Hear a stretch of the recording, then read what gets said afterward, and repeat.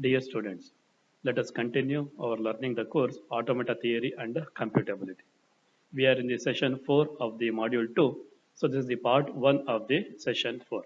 So wherein we are going to cover the topics regular grammar, which are also termed as right linear grammars, and conversion from regular grammar to finite state machine.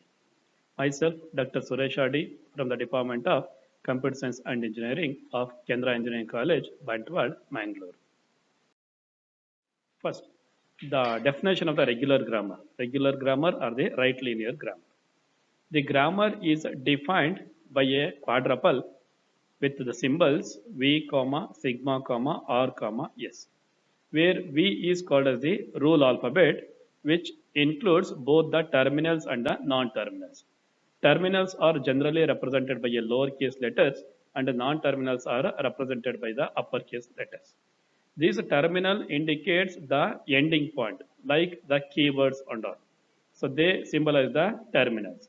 Non-terminal are the one which needs to be continued, which needs to be continued. Them we call them as the non-terminals. Together, terminal and the non-terminal, we call them as the rule alphabet. The next sigma is a set of terminals.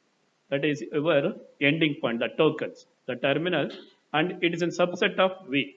V and sigma are not different. Is a superset of sigma. That is, V includes both the non-terminal as well as terminals, wherein sigma will have only the terminals over there. Or will give us a set of rules. The rules will be written in the format left hand side derives right hand side. One arrow symbol will be used over there, wherein the one which is called on the left side is called as the root of the rule, and on the right side we call the production of the rule. That is, the one which is on the left side is called as the root of the rule, and the one which is on the right side will be called as the production of the rule. And S will give the start symbol, that is a non-terminal. Fine. So it is the start symbol and it is a non-terminal from where our rules are beginning. That is S is a non-terminal which symbolizes the start symbol.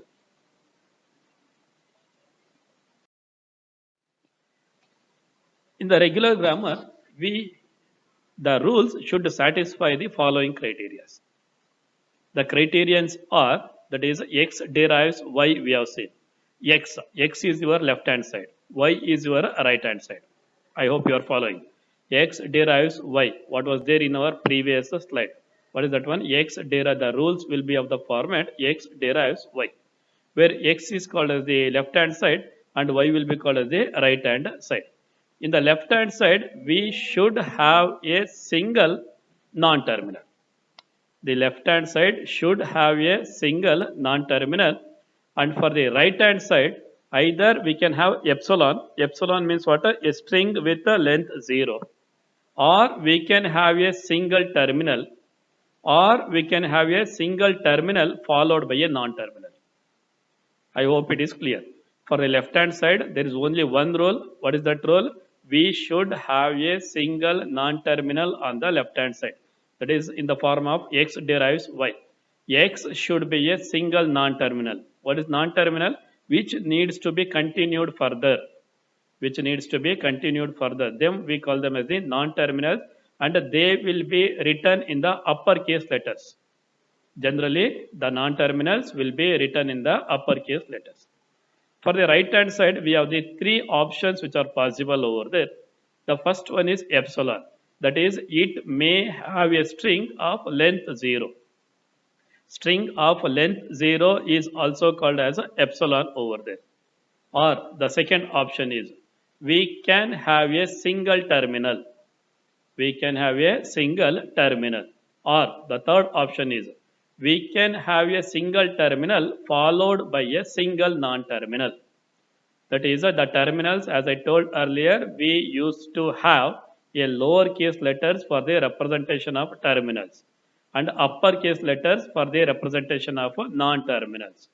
If you take up the example, S derives small a, wherein S is your non-terminal, A is the terminal. It is satisfying the rule of the regular grammar. It is a valid statement. Second one, S derives epsilon. On the left side, we have a single non-terminal, that is S. On the right side, we have a single epsilon. Even this is allowed. This is as per the legal rules of the regular grammar. Then the next option, T derives small a followed by a capital S. T and S are the non-terminal, A is a terminal.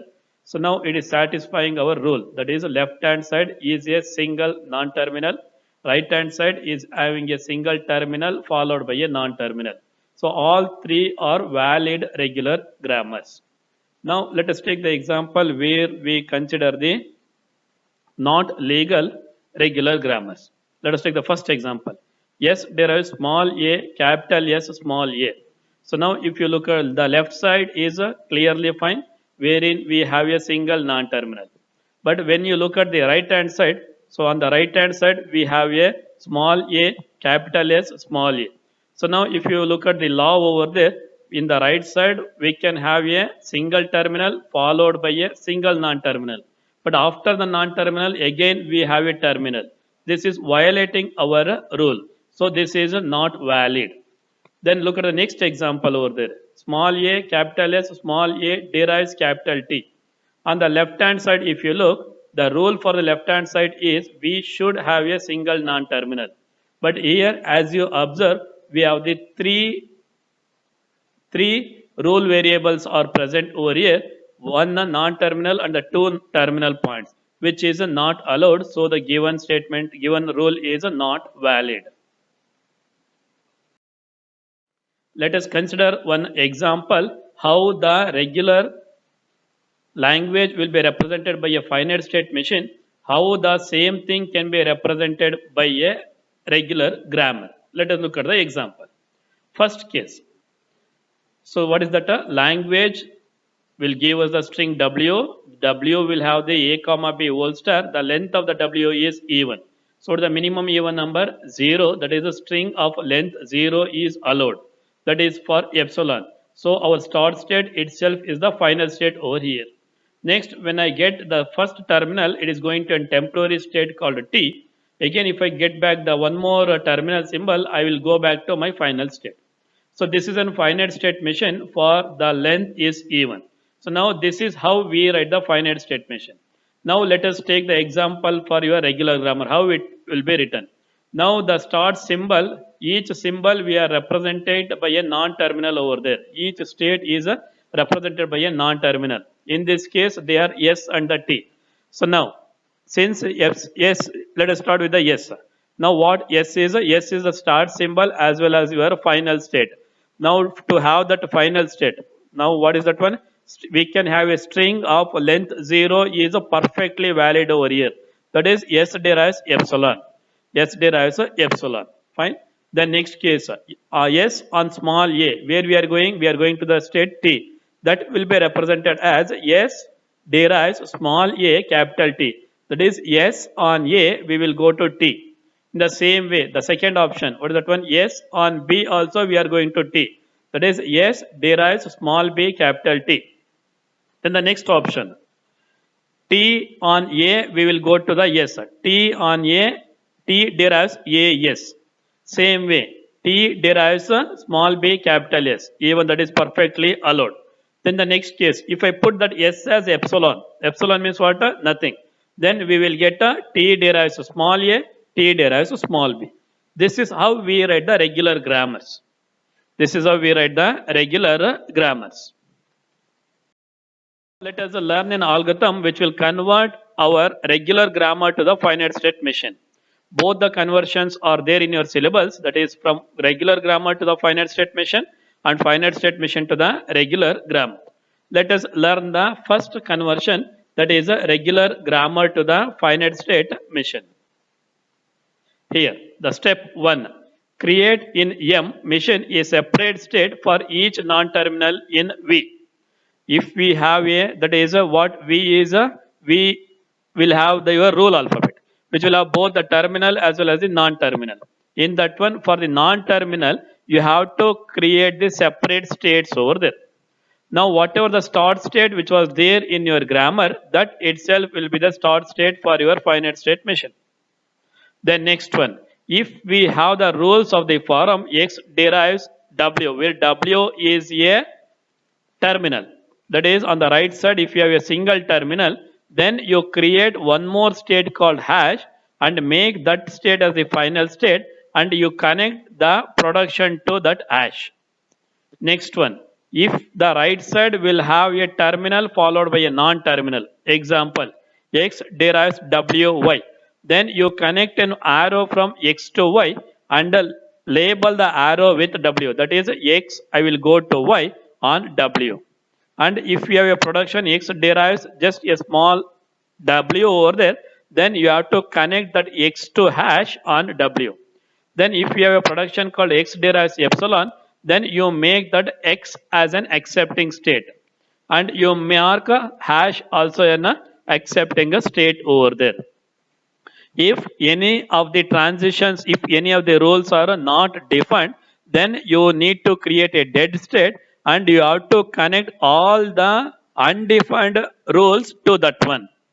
All the undefined rules to that one. Let us look at one example. First, the grammar which is given is S derives AS, S derives BS, S derives AB, B derives AC, C derives AD, and D derives A. Fine. Let us start from S. Yes on A, where we are going to the yes. Yes on B, where we are going to the yes. Third production, yes on A, where we are going to the B. Then B on A will go to the C. C on A will go to the D. D derives A. Nothing is there. Now create one more state called the hash. Now create one more state called the hash and you connect D to hash on the small a.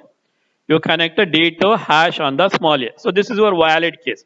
All the rest of the productions, if you look at the B over here, there is no transition defined for a small b. If you look at the C, no transition defined for the small b. If you look at the D, no transition defined for the small b. All those things you can create one dead state and you can connect them over there. This is how we convert a regular grammar to the finite state machine. I hope it is clear. If you have any doubts, we will clarify those doubts in your online classes. The references used for this presentation will be from the textbook Alan Rich, Automata, Computability and Complexity, first edition, Pearson Education, 2012-13. Thank you.